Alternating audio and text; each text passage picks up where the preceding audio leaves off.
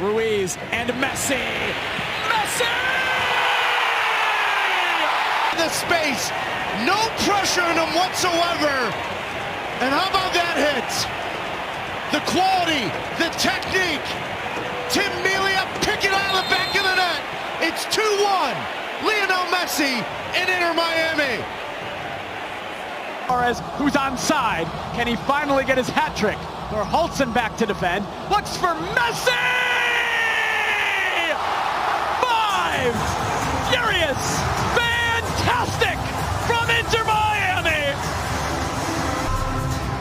As disappointing of a performance you will ever see in Orlando City history. You turn it over, but no pressure on the ball. Gomez and Suarez running as free as they can. And how about the quality in the final third? Suarez may be running on one leg.